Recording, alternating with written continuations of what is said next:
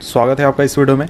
इस वीडियो में हम पढ़ रहे हैं क्लास टेंथ का पॉलिटी का यानी सिविक्स का चैप्टर नंबर 1 जिसका नाम है पावर शेयरिंग। और ये वीडियो इस सीरीज़ का वीडियो नंबर 4 है। इसके पहले 3 वीडियोस किए मैंने इस चैप्टर के ऊपर। अगर आपने वो वीडियोस नहीं देखे तो नीचे डिस्क्रिप्शन में जाकर वो वीडियोस देख सकते हैं, जहाँ पर मैंने लिंक दिया हुआ है डिस्क्रिप्शन में। तो आइए हम आगे बढ़ते हैं अपने इस टॉपिक में यानी कि इस वीडियो में और पढ़ते हैं इस टॉपिक को जिसका नाम है फॉर्म ऑफ पावर शेयरिंग। तो देखिए, पिछले वीडियो में हमने पावर शेयरिंग के बारे में कुछ चीज़ें जानी थी और इस वीडियो में हम जानने वाले हैं फॉर्म ऑफ पावर शेयरिंग यानी कि किस तरह से पावर शेयरिंग किया जा सकता है, कौन कौन से उसके रूप हो सकते हैं पावर शेयरिंग के। तो देखिए, पावर शेयर नहीं किया जा सकता है। ये जो आइडियोलॉजी थी पहले सरकारों में चला करती थी कि पावर जो है वो एक जगह पर रहना चाहिए। इस आइडियोलॉजी के विरोध में या फिर उसके कह सकते हैं काउंटर एक तरीके से विचार के रूप में ये आइडिया आया है कि पावर को शेयर कर देना चाहिए। तो देखिए, बहुत लंबे समय तक फॉर अ लॉन्ग टाइम तो ये बिलीव किया जाता था कि सारा पावर जो है गवर्नमेंट वो या तो एक आदमी के पास होना चाहिए या फिर एक ग्रुप ऑफ पर्सन के पास होना चाहिए, यानी कि उसके कुछ खास आदमियों के पास। जैसा कि आप पहले मोनार्की देखते थे जहाँ पर सारा पावर या तो एक राजा के पास होता था या फिर उसके कुछ खास मंत्री होते थे जिसके पास होता था। तो ऐसा माना जाता था या फिर ऐसा फील किया जाता था कि अगर पावर को अगर बांट दिया जाए या फिर पावर को बहुत फैला दिया जाए, बहुत लोगों को अलग अलग पावर दे दिया जाए तो क्विक डिसीजन लेने में बहुत परेशानी होगी। और कई बार हो सकता है कि ये एक अलग तरह का फॉर्म भी ले ले, यानी किसी को कोई पावर दिया गया है तो वो अपना एक अलग राज्य बनाने की कोशिश कर दे या फिर विद्रोह करने की कोशिश कर दे। इस तरह के भी कई बार ख्याल पहले रखे जाते थे। तो इसलिए पहले ये किया जाता था कि जितने भी पावर्स होते थे सरकार में वो किसी खास व्यक्ति के पास होते थे या फिर उसके कुछ खास आदमियों के पास होते थे।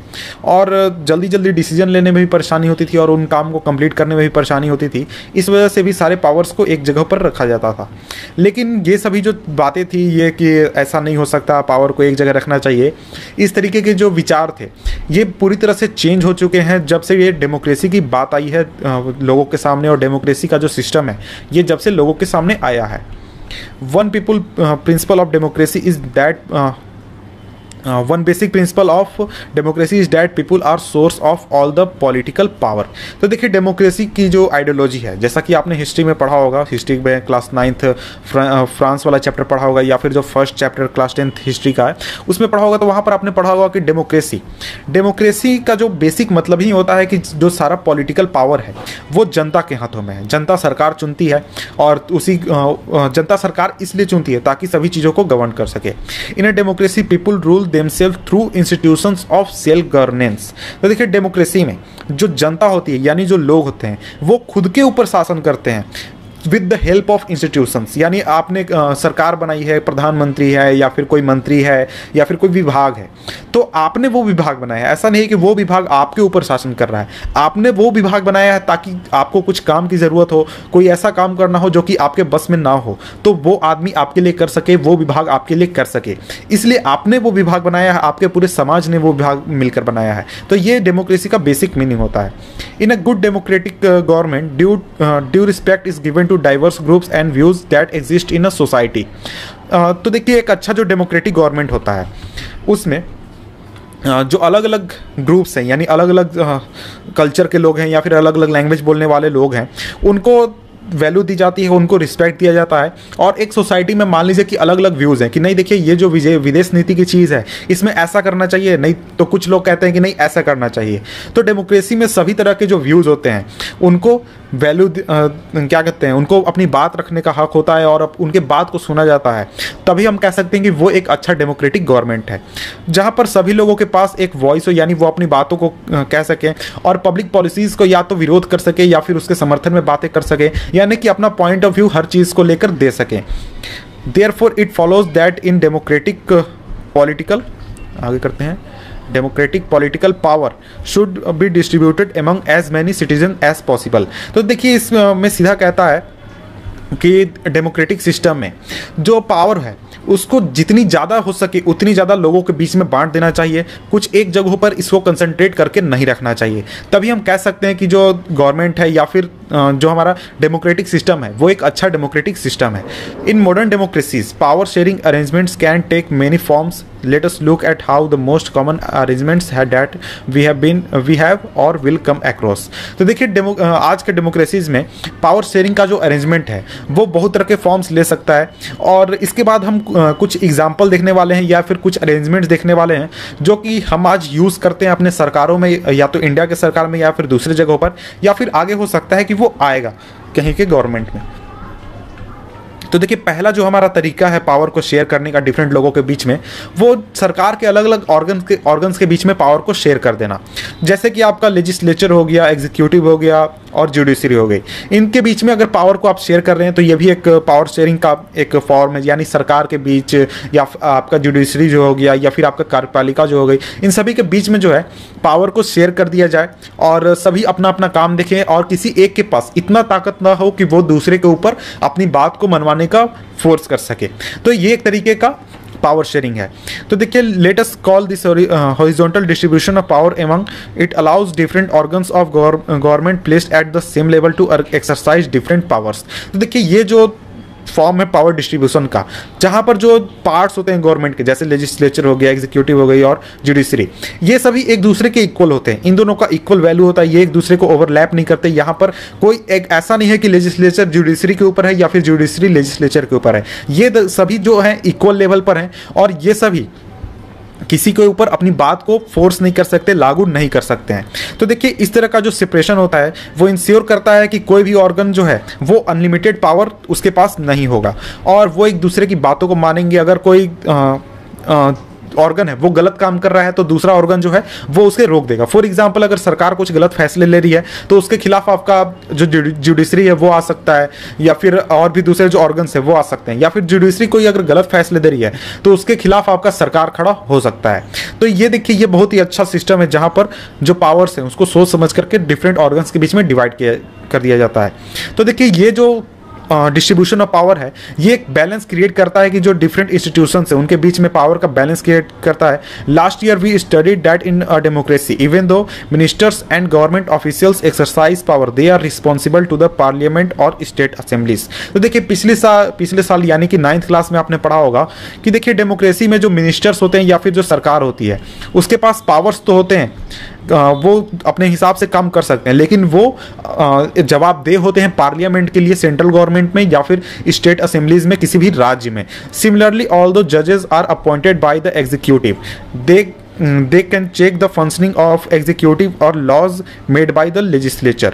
तो देखिए जो जजेस होते हैं वो एक आपके क्या कहते हैं अपॉइंट किए जाते हैं एग्जीक्यूटिव द्वारा, लेकिन उनको अपॉइंट करने के बाद जो जजेस हैं वो एग्जीक्यूटिव के फंक्शनिंग को चेक कर सकते हैं, यानी कि अगर वो कुछ गलत काम कर रहा है तो उसे रोक सकते हैं, और लेजिस्लेचर द्वारा जो कानून बनाए जा रहे हैं उस पर भी वो अपनी नज़र रख सकते हैं। तो देखिए ये जो अरेंजमेंट है this arrangement is called system of checks and balances. तो system of checks and balances आप इसका मीनिंग समझ गए होंगे, जहाँ पर सभी जो हैं यानी जो सभी अलग अलग ऑर्गन है वो एक दूसरे के ऊपर निगाह रखते हैं और एक दूसरे के ऊपर नज़र रखते हैं ताकि कोई दूसरा किसी तरह की गलती ना करे। तो अब हम देखते हैं दूसरा तरीका जिसमें पावर शेयर किया जा सकता है, power can be shared among governments at different levels. तो देखिए इस फॉर्म में सरकार जो अलग अलग लेवल पर गवर्नमेंट है वहाँ पर पावर शेयर कर दिया जाता है। जैसे इंडिया में आप देखते हैं कुछ पावर जो है वो आपके सेंट्रल गवर्नमेंट के पास है, जैसे विदेश नीति हो गई, सेना हो गया, या फिर आपका कुछ बहुत सारी चीज़ें हैं जिसमें कि जो आपका सेंट्रल गवर्नमेंट है वो फैसला लेता है, लेकिन कुछ चीज़ें हैं जिसको लेकर आपका जो सरकार है आपके राज्य की सरकार है वो फैसला लेती है। और general government for the entire country and governments at the provincial और रीजनल लेवल। तो देखिए इसमें कंट्री के लेवल पर एक सरकार होती है, आपका प्रोविंशियल लेवल पर या फिर रीजनल लेवल पर एक सरकार होती है। जैसे इंडिया में आप देखेंगे तो जनरली कहा जाता है कि यहाँ पर 3 लेवल में गवर्नमेंट चलती है। पहला आपका सेंट्रल गवर्नमेंट हो गया, दूसरा आपका स्टेट गवर्नमेंट हो गया और तीसरा आपका रीजनल गवर्नमेंट हो गया, जहाँ पर आपका क्या कहते हैं आप अगर किसी शहर में रह रहे हैं तो वहाँ का जो नगर पालिका है या फिर नगर परिषद है, ये सभी चीज़ें जो हैं ये अलग अलग लेवल पर सरकार के पावर्स को डिवाइड करना एक तरीके का पावर क्या कहते हैं पावर शेयरिंग का एक फॉर्म है। Such a general government for the entire country is usually called federal government. तो देखिए जो ये फॉर्म होता है जहां पर दो लेवल में या फिर तीन या फिर कई लेवल में पावर का शेयर किया जाता है, इसको फेडरल गवर्नमेंट कहते हैं। और इंडिया भी एक तरीके का फेडरल गवर्नमेंट है। इंडिया में आप देख सकते हैं कि एक यूनियन गवर्नमेंट, यूनियन गवर्नमेंट हम इसलिए कहते हैं क्योंकि जो इंडिया है वो उसमें बहुत सारे स्टेट्स हैं और उनका एक यूनियन है India. The governments at the provincial और regional level are called by different name in different countries. तो अलग अलग जगहों पर ये जो रीजनल गवर्नमेंट होते हैं उनको अलग अलग कहा जाता है। तो इंडिया में हम उन्हें स्टेट गवर्नमेंट्स कहते हैं। स्टेट गवर्नमेंट की Maharashtra state government, Gujarat state government, Jharkhand state government, Bihar state government, तो इस तरीके से हम कहते हैं। This system is not followed in all countries. तो देखिए ये जो सिस्टम है ये सभी जगहों पर फॉलो नहीं किया जाता है। बहुत सारे कंट्रीज ऐसे हैं जहां पर कोई भी प्रोविंशियल या फिर स्टेट गवर्नमेंट्स मौजूद नहीं है। फॉर एग्जाम्पल आप जाएंगे, आपको शायद चाइना में भी यही सिस्टम फॉलो किया जाता है, या फिर जो छोटे स्टेट्स हैं वहां पर यही सिस्टम फॉलो किया जाता है, जैसे आपका साउथ कोरिया है या फिर और भी बहुत सारे कंट्रीज हैं।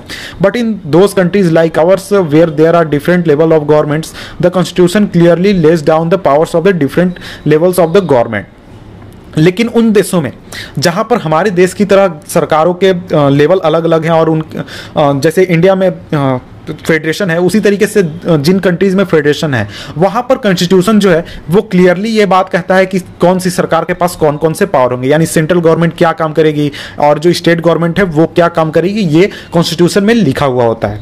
This is what they did in Belgium but was refused in Sri Lanka. तो आपने जो ऊपर एग्जाम्पल देखा बेल्जियम और श्रीलंका का, वहां पर बेल्जियम को आपने देखा कि 4 बार अमेंड किया गया था बेल्जियम के कॉन्स्टिट्यूशन को, ताकि सभी लोगों को सेटिस्फाई किया जा सके और सभी लेवल पर पावर्स को एक अच्छी तरह से डिवाइड किया जा सके। लेकिन श्रीलंका में जब तमिल लोग ये डिमांड कर रहे थे कि प्रोविंशियल गवर्नमेंट होना चाहिए या फिर उनको पावर मिलना चाहिए, तो श्रीलंका में इस चीज को नकार दिया गया था और उसका आप रिजल्ट भी देख सकते हैं क्या मिला था श्रीलंका की गवर्नमेंट को। This is called federal division of power. तो ये जो पावर का शेयरिंग का जो फॉर्म है इसको फेडरल डिवीजन ऑफ पावर हम कहते हैं इंग्लिश में। The same principle can be extended to level of governments lower than the state government, such as municipality and panchayat. तो देखिए यही जो चीज है, यही फॉर्म है गवर्नमेंट का पावर का, इसको छोटे स्तर पर भी हम लागू कर सकते हैं। स्टेट गवर्नमेंट को अगर हम देखें तो उसके अंदर भी बहुत सारे म्यूनिसिपालिटीज होते हैं और पंचायत होते हैं। तो जैसा मैंने बताया कि इंडिया जो है वो 3 लेवल का गवर्नमेंट है, जहां पर एक लेवल पर म्यूनिसिपालिटी या फिर पंचायत होता है, दूसरे लेवल पर स्टेट गवर्नमेंट होता है और एक यूनियन गवर्नमेंट होता है। तो इसी तरीके से आप हर एक स्टेट में देख सकते हैं कि उसके भी पावर्स को काफी ज्यादा काटा छाटा गया है और बहुत अलग अलग जगहों पर दिया गया है। Let us call division of powers involving higher and lower levels of government vertical system of power. तो देखिए इसको एक वर्टिकल डिवीजन ऑफ पावर हम कह सकते हैं, जहां पर एक गवर्नमेंट के नीचे दूसरा गवर्नमेंट होता है, उसके नीचे तीसरा गवर्नमेंट होता है। और जो पहला एग्जांपल देखा था हमने उसके हम कह सकते हैं हॉरिजॉन्टल डिवीजन ऑफ पावर, जहां पर जो डिफरेंट सेक्शंस होते हैं गवर्नमेंट के वो एक दूसरे के बराबर होते हैं और एक दूसरे के ऊपर नजर रखते हैं। अब हम देखते हैं थर्ड फॉर्म ऑफ गवर्नमेंट। तो पावर में भी also shared among different social groups. तो देखिए पावर को हम डिफरेंट सोशल ग्रुप्स में भी बांट सकते हैं, जैसे कि रिलीजियस ग्रुप्स या फिर लिंग्विस्टिक ग्रुप्स। तो देखिए कम्युनिटी गवर्नमेंट जो है बेल्जियम में, ऊपर जो हमने एग्जांपल देखा वो इस अरेंजमेंट का बहुत ही अच्छा एग्जांपल है, लेकिन हम इंडिया में इस सिस्टम को फॉलो नहीं करते हैं। तो वहां पर आपने देखा था कि एक कम्युनिटी गवर्नमेंट होता था जिसमें कि उस स्पेसिफिक कम्युनिटी के लोग ही वोट करते थे और सरकार बनाते थे, और वो वहां के एजुकेशन कल्चर, उस स्पेसिफिक लैंग्वेज या फिर रिलीजन के एजुकेशन कल्चर को अरेंज करती थी। तो देखिए बहुत सारे कंट्रीज हैं जहां पर कॉन्स्टिट्यूशनल और लीगल अरेंजमेंट्स किए गए हैं, जहां पर जो सोशली वीक सेक्शन है और जो वुमेन्स है उनको रिप्रेजेंट करने का, लेजिस्लेचर और एडमिनिस्ट्रेशन में रिप्रेजेंट करने का एक तरीका ये एक तरीका है ये। जैसे कि इंडिया में भी आप देखते हैं कि रिजर्वेशन का जो सिस्टम है, रिजर्व कॉन्स्टिट्यूएंसीज, जहां पर SC ST के लोग या फिर OBC के लोग सिर्फ चुनाव लड़ सकते हैं, वो भी इसी तरीके का एक फॉर्म है, इसी तरीके का एक पावर शेयरिंग है, ताकि उन सभी कम्युनिटीज को जो कि एक तरीके से कमजोर कम्युनिटीज हैं या फिर अभी तक उनका रिप्रेजेंटेशन सही नहीं हो पाया है, वो इस सिस्टम का यूज करके रिप्रेजेंटेशन उनका पार्लियामेंट में हो और असेंबलीज में हो, ताकि उस समाज के जो लोग हैं वो भी सरकार के साथ खुद को महसूस कर सके। और जो एक डाइवर्स सोशल ग्रुप है सरकार के बीच में, डाइवर्स सोशल ग्रुप है और जो सरकार है, एडमिनिस्ट्रेशन है, गवर्नमेंट है, उनके बीच में एक तरीके की नजदीकी बने और उनके बीच में किसी तरीके के ऐसा ना फील हो उन लोगों को कि सरकार हमसे दूर है या फिर सरकार हमारे बातों को ध्यान नहीं देती है या फिर हमें अहमियत नहीं देती है। This method is used to give minority communities a fair share in power. तो देखिए ये जो मेथड है ये जनरली यूज किया जाता है जो माइनॉरिटी कम्युनिटीज हैं उनको अच्छा एक पावर में कुछ शेयर मिले, इस बात के लिए। तो चैप्टर 3 में हम पढ़ेंगे various ways of accommodating social diversities. तो चैप्टर 3 में इन चीज़ों को हम पढ़ेंगे। तो इसके बाद लास्ट है हमारा 4th number form power sharing का। Power sharing arrangements can also be seen in the way political parties, pressure groups and movements. तो देखिए पावर शेयरिंग को हम एक अलग फॉर्म में बांट सकते हैं। अभी तक तो हमने गवर्नमेंट के स्तर पर देखा, लेकिन अगर हम अब जनता के स्तर पर देखें, पब्लिक के स्तर पर, तो कोई भी व्यक्ति जो है वो किसी भी पॉलिटिकल पार्टी को ज्वाइन कर सकता है, प्रेशर ग्रुप को ज्वाइन कर सकता है या फिर मूवमेंट को ज्वाइन कर सकता है। तो इस तरीके से इंडिया में आप देखें तो कई सारे पॉलिटिकल पार्टीज हैं, जैसे बीजेपी है, कांग्रेस है, बीजेडी है, जेडीयू है, एसपी है, बीएसपी है, बहुत तरह के पॉलिटिकल पार्टीज हैं।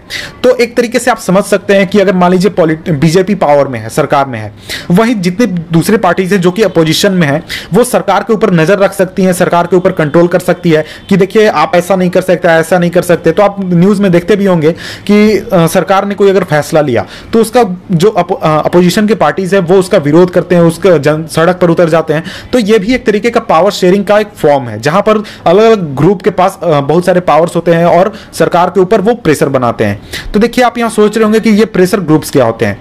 तो प्रेशर ग्रुप्स एक तरीके के संगठन होते हैं, जैसे कि आपका एग्जाम्पल आप ले सकते हैं, अगर कोई व्यापार समिति है, जैसे कि बहुत सारे बिजनेसमैन है एक शहर के, उन्होंने कोई संगठन बना लिया, तो वो एक तरीके का प्रेशर ग्रुप है। किसानों ने मिलकर एक संगठन बना लिया, तो वो एक तरीके का प्रेशर ग्रुप है। इसके बाद मूवमेंट्स भी आप देख सकते हैं, जैसे अन्ना आंदोलन हुआ था, वो एक तरीके का मूवमेंट था।